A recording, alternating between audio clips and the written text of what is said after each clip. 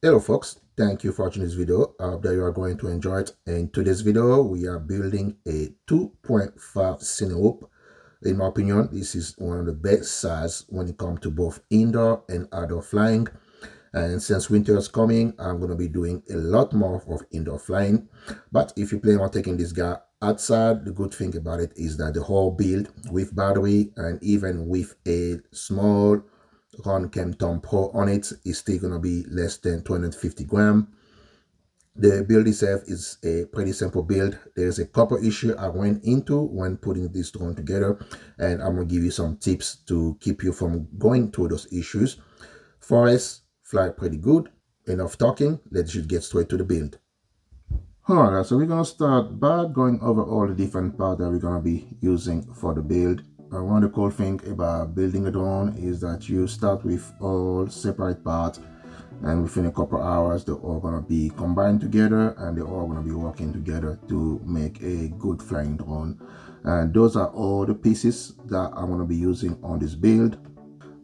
So I have the Vista. This is going to be our VTX system, so it's going to be all digital. I'm not going to be using my regular Express LR receiver, the EP2. This is my favorite receiver, but for this guy, I decided to go with a all spectrum receiver that I have. It's been sitting, haven't really been using it, so I decided to use it and take full advantage of the multi-protocol that is in your TX16S. That's like one of the things people forgot about. This transmitter, it does have a multi-protocol, so we're going to be using spectrum on this guy. As far as a flight controller go, this is the flight controller pick. It is the JHEMCU. This is a F4 ARO. That's what it looks like. It is actually a 45 amp BLE rated ESC on it. It's all in one. Funny thing is that on the box in the front it does say 45 amp, and in the back it says 40 amp. So I wonder if it's just like a mislabel. What else you get in a box? We do get a XT60, but we're gonna be using XT30 for this build, and it's actually pretty cool because they do send you a spike absorber on this with this guy. That is very neat, but we're not gonna be using this spike absorber on this build. It's kind of overkill. I do have a big low ESR in here, but we're not going to be using this one either. So the only thing I'm going to be using in this little package is this cable. That is the DJI cable, so that's the only thing we're going to be using. I'm going to have to chop this hand so I can solder it to the Vista, but that is our flight controller, and of course I'm going to be also using those wires for our connection, so I'll be setting those for future build. As far as motor goes, those are the motor we're using. SpeedyBee 1404 motor, 4500 kV, and those are the prop that we're going to be using. Those are the dial prop Cyclone 2533 blade. And now we're going to get a look at the frame itself. Pretty much everything you need to put the frame together. Those are the Unbreakable prop guard, and you gotta have a couple of the goodies in there, and we do have some hardware, and I'll go over these as I build the drone. You see which part I'm using, so you can just follow along. And let's see here, we'll do like a antenna mounts, and also I think this is way too big for an Express LRS 2.4 antenna, so it has to be like a crossfire. Let's see what else we have in here. Oh, there we go. They give you two sets of camera mounts. You got a big one that more likely is going to be for your macro. Let me see. Yeah, this is for the macro if you want to use a macro, and the smaller one is going to be for your nano camera. Well, I'm not going to be using nano on this one, so we're going to be just using the macro one. And that is pretty much all the pieces we're going to be using. So let's get started on our build. Alright, so we're going to start the video by working on our XT60 and I like to connect it to another piece that's used for heat dissipation, since we're going to be putting a lot of heat on this little plastic. If you're not careful, the whole plastic may actually start to melt. But by doing this, it's going to take some of the heat away from the plastic itself. And remember, flat portion is for your positive, and black one, the curved portion, is for your negative. But of course, by having another connector attached to it, kind of let me also know exactly where I need to go with my wire. So usually those wire you get from manufacturer, I think they use lead-free solder. So I just like to put a little more of my regular solder. This is lead solder, of course, and I'm gonna place it here and just put some heat. There we go. You don't want to keep your iron too long on the XT60, or like I said earlier, it may start melting. Now let me get the other side. So we got some good solder joints. See how shiny it is. Now what I need to do next is, because the Foxwhoop is such a small frame, I'm gonna attach my lower ESR directly to the XT60. I'll make sure I got negative with negative, because you don't wanna get a mismatch here. See, that's a negative side, so I had it backward. Let's flip it on the side. There we go. This is the way it should be. Negative side on a negative side, and positive side on a positive side. So I'm gonna keep it this way, and I'm gonna trim some of the extra. Let's see here.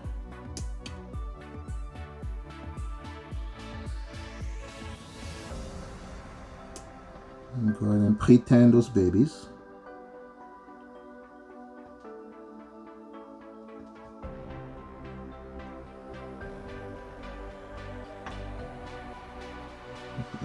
Other parts where we can do these. A little bit of soda iron. I got that here. It's not going anywhere. Yeah, so this is the end result. Now the only thing I got left to do is you're gonna use some electrical tape, but you can also use, if you got a shrink, you can use a shrink. It actually works a little better, but I don't have a shrink big enough. All my shrink are pretty small, so we're gonna use the electrical tape. So let's see how that's gonna work. Yeah, what do you think? Not bad. Let's see if we can get some more on this side. Gonna stick in a little bit. That should get the job done. No shrink, no problem. And of course now you can just plug in, and voila. So now that just solder our XT60 to our flat controller.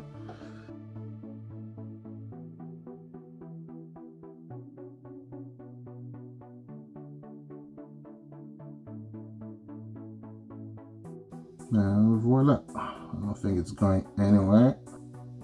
Okay, so I went ahead and solder on my receiver, and I put it on the side, and those are always kind of tricky to solder them on, so that's why I did it off camera.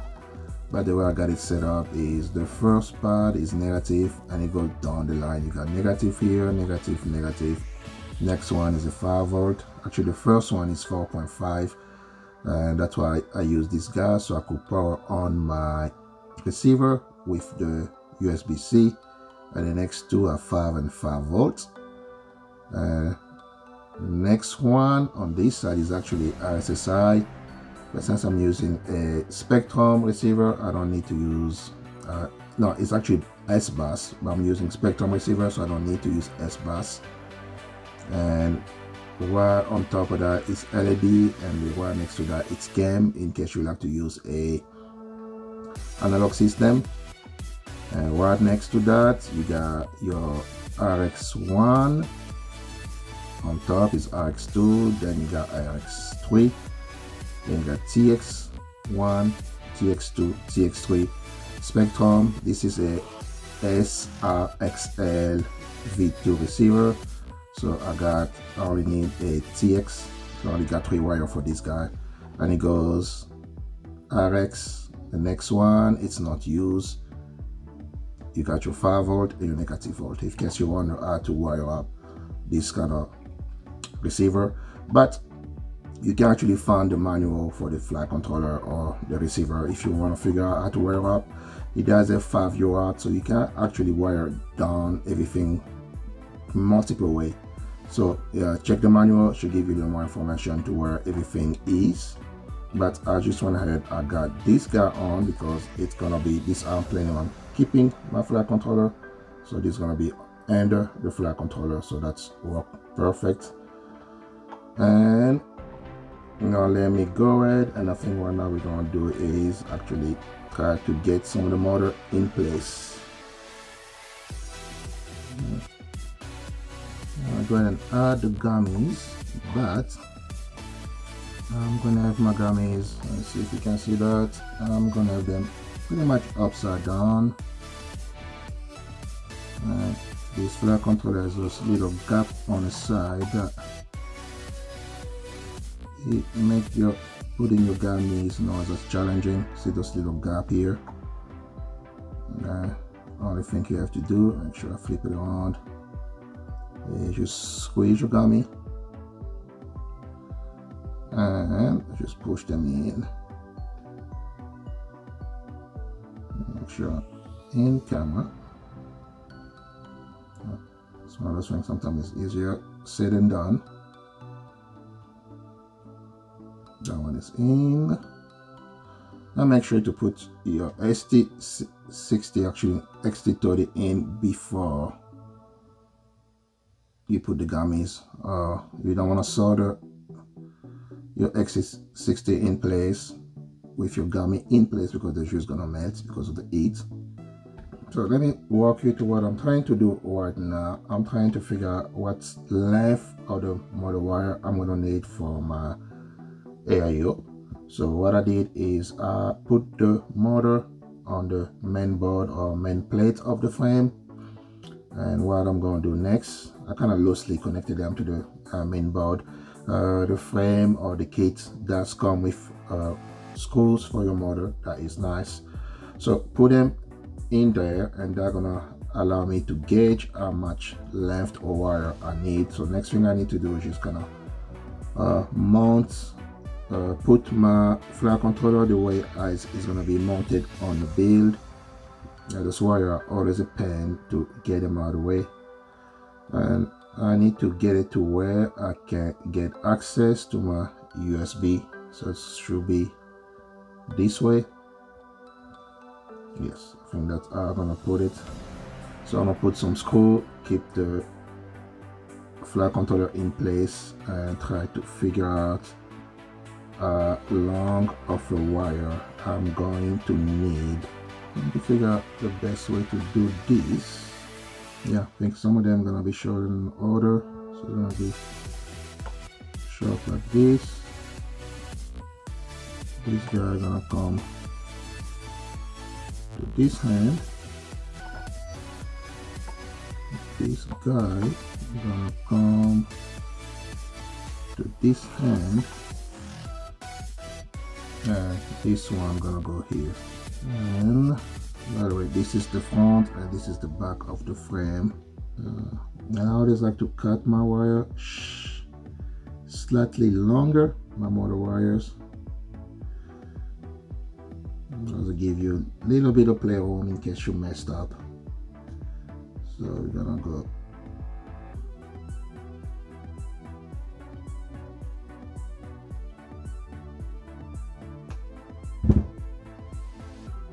okay.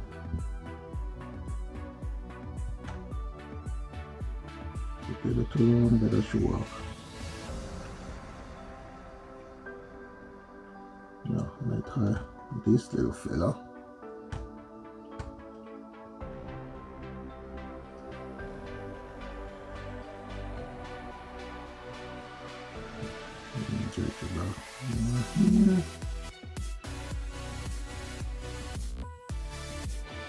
Yes, so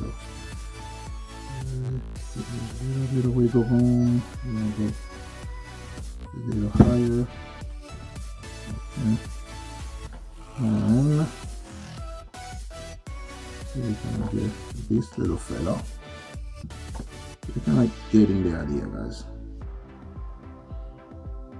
Now, so I took them out of the frame again, and just to prep them for the soldering.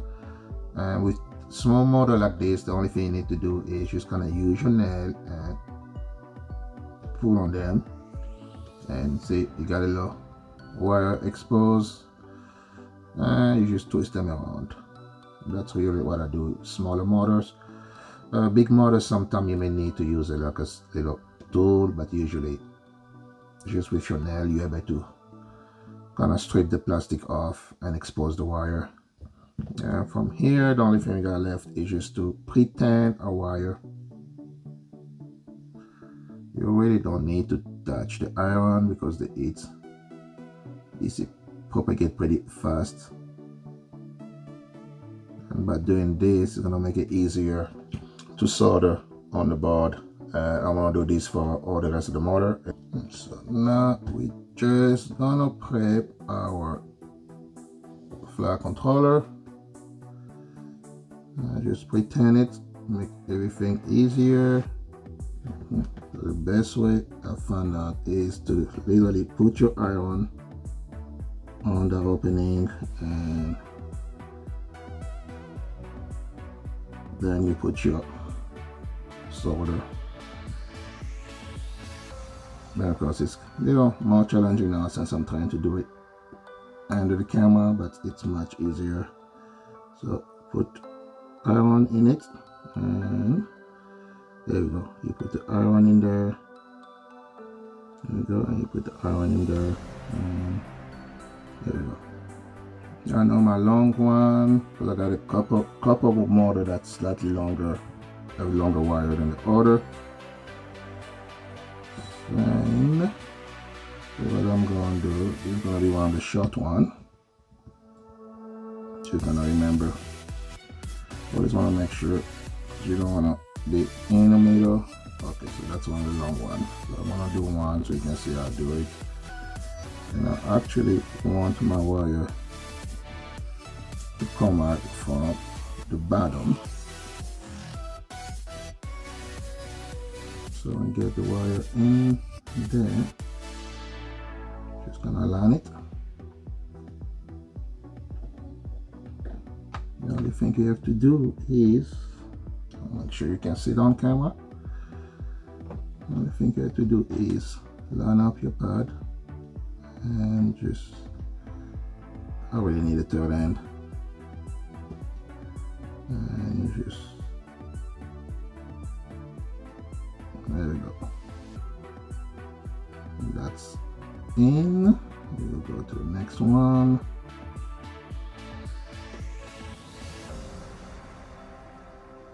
Because I'm having a hard time seeing.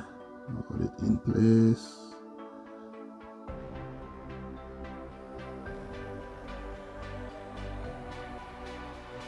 That one is done. And we go for the last one. Put it in place and just put your iron on top. There we go. So we got this guy done. And you can see, and I'm going to do the rest. So now we need to start working on our Vista. I say the flat controller does come with this little cable for your DJI. You just plug right back in. That should make everything easy. And the way it is, this flat controller does have a 10-volt DC. This is our positive, that's a 10 volt. You got your negative, and this is the RX, and this is your TX, and the last one is your S bus. But since I'm gonna be using the Spectrum, I don't need this one, so I'm gonna take this one, and I'm just literally just gonna cut the other section because I really don't need this connector. So we're just gonna cut it. That's it, because I'm gonna need to solder this side to the Vista. And I'm gonna need to take this little guy out, and let me see, where's my tweezer? It's much easier to do for tweezer. If I can find where the stupid tweezer is, that'd be nice. Easiest way to get those guys out, just grab yourself a tweezer. Only thing you have to do, let's see if I can do it in the camera. Just lift one of the pad, just slightly lift it up. You don't want to go too hard on it because it can break. And no, it didn't come out. Lift it pretty well. Okay, so there you go. Should come out. Then you just press on it to put it back in place. Now we're gonna turn this other side, just like we did earlier with the motor wire. One thing I'm going to do, I'm gonna take my antenna out, because I want it to be out in order to get it into the antenna mount of the Foxeer Whoop anyway. So we're just gonna take it out for now. Pretty easy to take off. Where's my tweezer? There you go.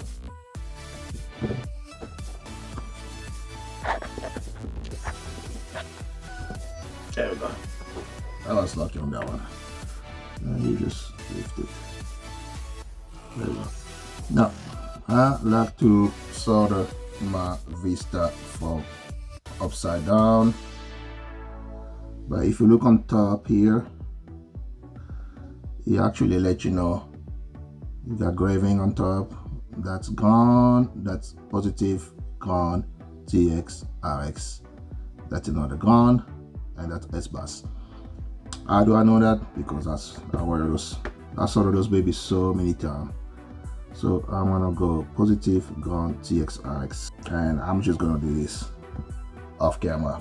This is how you're gonna go on your flat controller on an ARO. You got positive, go to 10 volt peak. You got a black wire that goes to a negative wire on a ARO.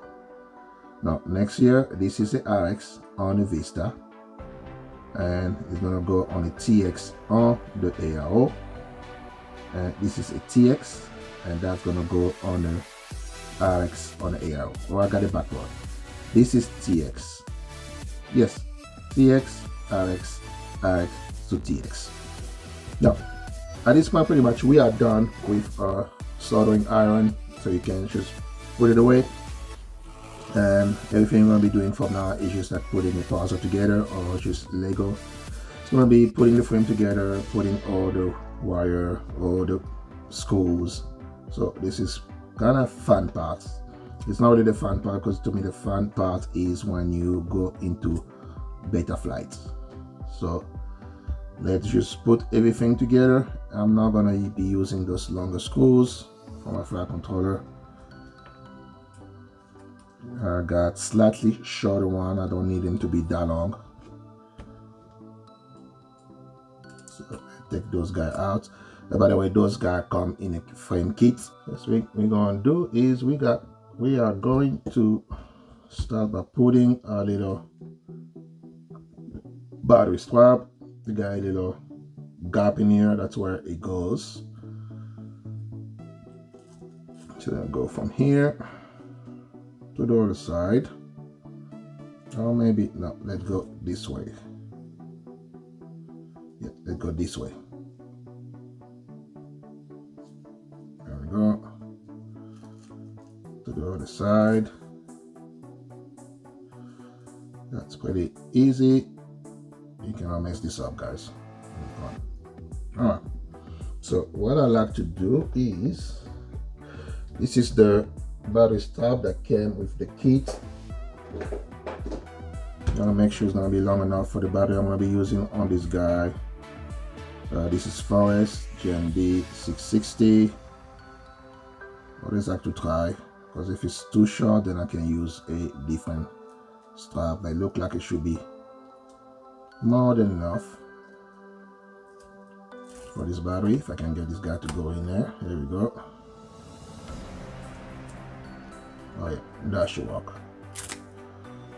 Maybe another battery I can try. This is a 6S 750. I'm not really planning on using this battery on this build, but you never know. One of those that may feel like using it. And that should be, that's a much bigger battery. But okay, so that's fitting. So that let me know that this strap is should be able to take most of the forest. So we got the strap in place. Now what we need to work on is our flight controller. Now this is an ARO, it's a 25 by 25. Technically this is the way it's supposed to go. And let me flip it around. Where's my arrow? You got a small little arrow there.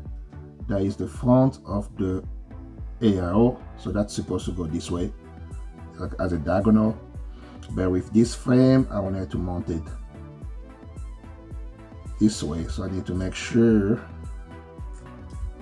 I have access to my USB. Okay, so we're gonna flip it the other way,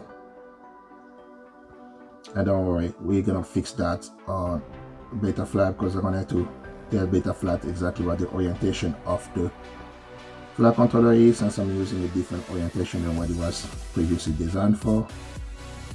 Yeah, so I got my ESC, I got my USB connector on the side. DJ plug gonna go here, and that is pretty much what I'm gonna have to do. So let's find some screws for the flight controller. Let me see if it comes in the kit. I thought I saw some slightly longer screws, but not too long. So we're gonna be using those guys. They are the second longest screws. So the screw we have in, and make sure I remember to put this ARO. Let's see. So this is the front of the frame. So it's gonna go this way. Make sure I align everything. We got this little nylon. Yeah, it's not magnifying, they are nylon, and we can just put them in place. This guy go all the way in the bottom. Actually, it stay in place. Just is a pretty tight squeeze, but you can see it actually stay in place. But we're gonna need to put some screws to secure it in place. Those are the ones you're gonna be needing. I think they're like, was it self? I don't know. But those are the screws you're gonna need. I forgot exactly what you call them. Those go in the bottom. That to secure this bottom plate in place. And you got 4 of them, of course. Then self-taking screws. I think that's what they call. I can't remember the name. Another thing to get them go easily. What I usually do, I just get them wet with my saliva. That allow it to screw much easier. You're gonna use the longer screw to make sure that's where it's supposed to be. Those are okay. Doesn't really give you much room. No.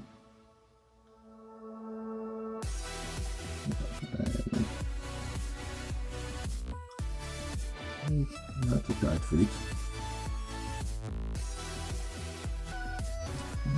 So now we just need to put everything together. We do have 2 sections of the drone. You got the bottom section, which include the prop, guard, and the VTX, and you got the top section, which has the AIO, motor, and pretty much everything else. Both sections come together pretty easily. The only thing that holding them together are the screws for your motor, and those are already included in the package. The only advice I will give you at this point when you're doing this build, try to keep the wire for your VTX slightly longer. That will make it much easier to connect the cable to your AIO. And one thing I did forget was to mount the mount for the camera, for the APV camera, and I will advise you to do that much earlier on the build.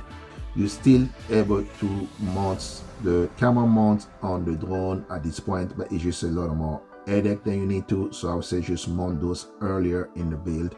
And it's very simple. You do have your mount for your HD camera, and you got the mount itself for the APV camera, and you do have 3 screws that go on top and 3 screws that go in the bottom. And also, since I'm using a Spectrum receiver, this is the moment I picked to add, to kind of thread my antenna through the little hole, and I use the little tubes for the antennas. But I'm pretty sure most of you are going to be using Express LRS, but I just want to give a Spectrum a try on this build.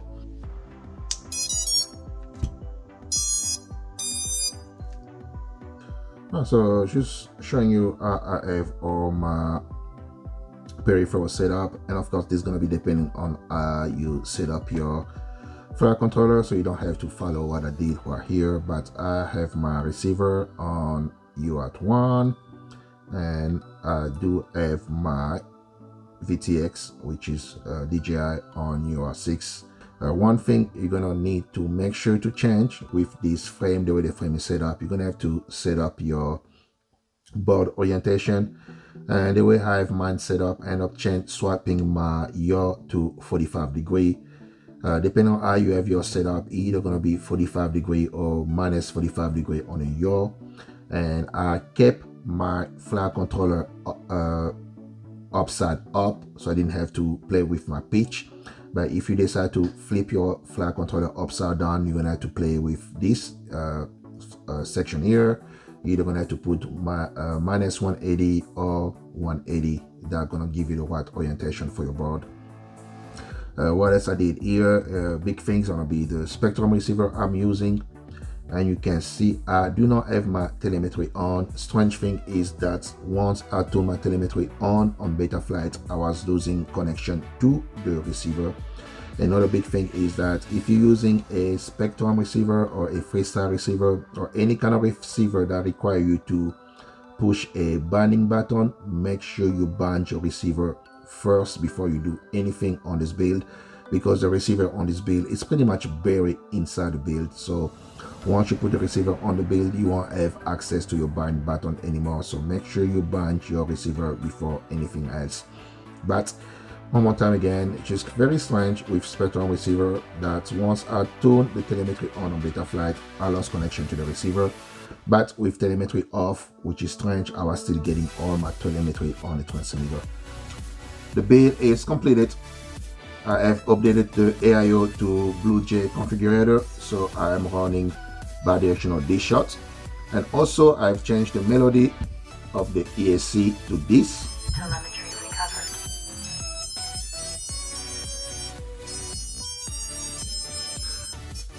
Sound much better than the regular BLES introduction, whatever it is. But now the only thing left to do is to take it out for a spin and see how good it fly.